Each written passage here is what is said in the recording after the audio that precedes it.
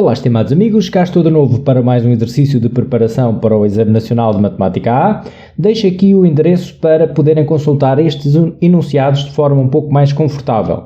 Bom, então eu hoje trago um exercício de assíntotas que tem a ver também com a paridade de uma função e com limites. Bom, diz o seguinte: seja f uma função ímpar de domínio R. Sabe-se que o limite de x sobre f de menos x mais 1, quando x tende para mais infinito, é igual a menos 2. O gráfico de f tem uma única assíntota oblíqua. Qual é a equação dessa assíntota?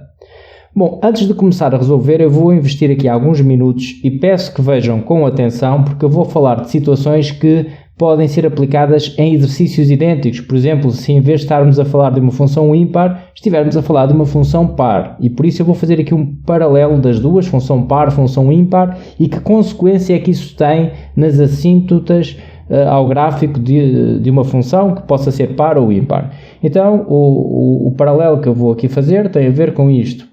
Vamos falar de uma função que é par ou de uma função que é ímpar. Vou dar aqui alguns exemplos.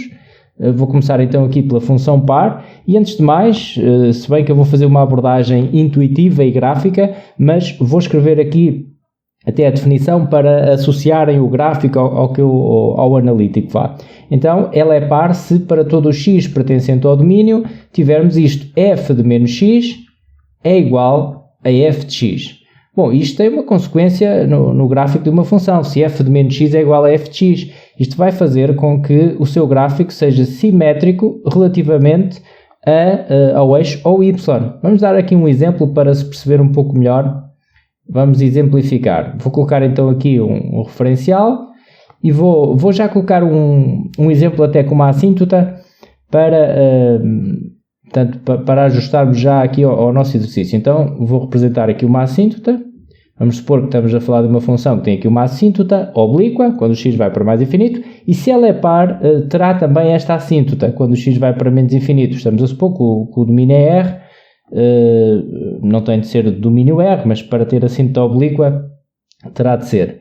E o que eu vou mostrar agora, e é a conclusão que podem tirar e que devem registar mentalmente, é que se é uma função par, as suas assíntotas oblíquas têm o declive simétrico. Vamos ver o que é que se passa aqui. Por exemplo, temos aqui esta função. Vamos supor que esta função tem então aqui esta assíntota assim. Tem aqui uma assíntota oblíqua e se ela é par, o seu gráfico é simétrico relativamente ao y. Reparem, f de menos x é igual a f de x. Então, isto vai ter esta consequência. O gráfico terá este comportamento. Portanto, digamos que se dobrarmos a folha relativamente, agora tenho que passar mais ou menos essa ideia, que há aqui uma simetria, não é? Se dobrarmos a folha relativamente aqui ao y, então este ramo que estava deste lado iria coincidir com aquele e o que estava deste lado iria coincidir com o outro.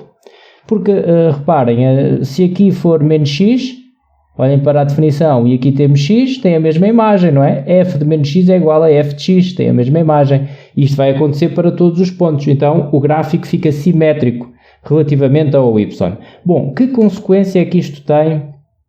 Portanto, numa assíntota. Se aqui tivermos esta assíntota de equação y igual a mx mais b, a outra assíntota terá de equação y igual a menos mx mais b. E agora não precisam de mostrar o que eu vou mostrar que isto é verdade.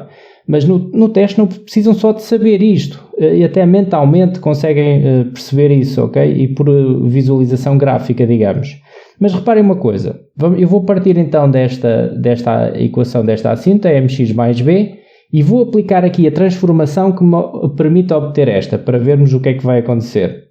Reparem, qual é a transformação ao gráfico de uma função que me permite fazer esta simetria, visualizar, portanto, inverter? Porque se o gráfico goza desta simetria, a sua assíntota também.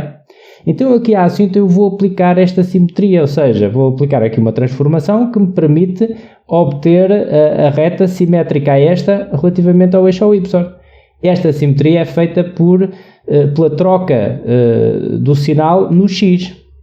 Quando fazemos o f de menos x, quando trocamos o sinal do x, vamos fazer uma simetria aqui relativamente ao y.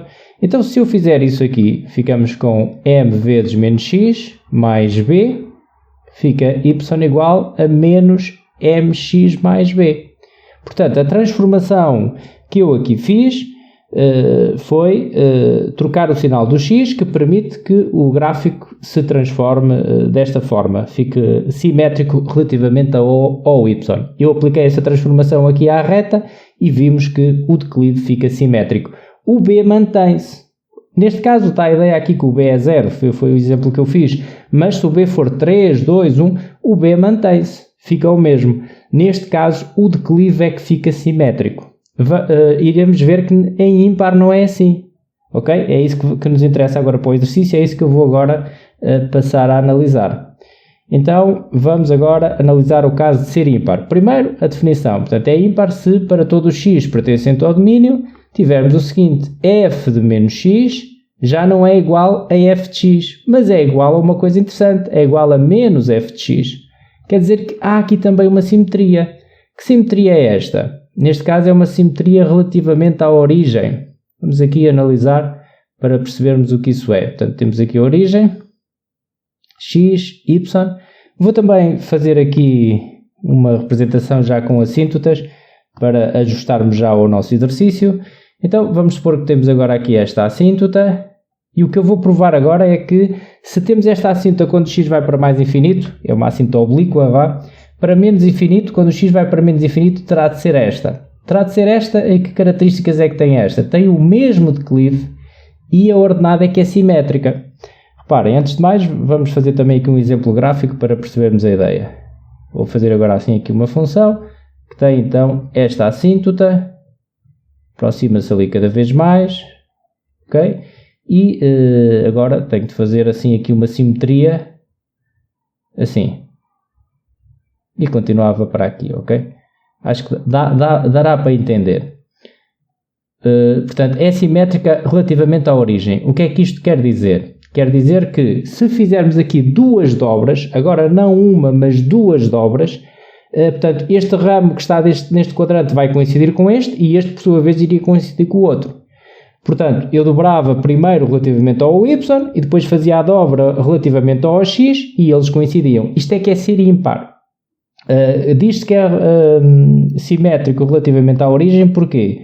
Porque se considerarem um eixo aqui na origem e se rodarem, veem que este ramo vai coincidir com este e este iria coincidir com aquele, se fizerem aqui uma rotação de 180 graus. Bom, que consequência é que isto tem na assíntota oblíqua? Reparem, se esta reta tem a equação y igual a mx mais b, estamos a dizer que aqui a ordenada na origem é b, aqui, vou provar que esta terá o mesmo declive e tem uma ordenada na origem simétrica, terá aqui menos b. Bom, porquê? Vamos fazer algo parecido com o que eu fiz há pouco. Eu vou partir então da equação desta reta. E agora vou aplicar aqui as transformações que fazem com que ela seja ímpar. Ou seja, primeiro vou fazer a tal simetria relativamente ao y. E como é que eu faço essa simetria? Vou trocar o sinal do x. Tal como fiz aqui para ser par. Então troco o sinal do x e fica m vezes menos x mais b, ou seja, y igual a menos mx mais b. Bom, mas agora tenho de fazer outra transformação, que é fazer o simétrico relativamente aqui ao x, ou seja, a parte do gráfico que está positiva passa a negativa e vice-versa. E como é que se faz essa transformação? Troca-se o sinal da função, neste caso troca-se o sinal aqui da expressão toda, não só do x, da expressão que eu aqui tenho. Então fica y igual a menos, abrir parênteses, menos mx mais b. Agora tiramos o parênteses e ficamos com menos dá mais, fica mx menos b. Menos b, reparem, o declive é o mesmo, aqui temos m e aqui também temos m. O declive é o mesmo e a ordenada na origem é simétrica. Se aqui era 5, passou a ser menos 5. Ok? Bom, o que é que isso tem a ver com o nosso problema e em que é que pode ajudar já até a anular duas opções aqui de escolha múltipla? Vamos então começar a resolver o exercício, ok? Vou aqui apagar e reparem que no enunciado diz que tem uma única assíntota oblíqua.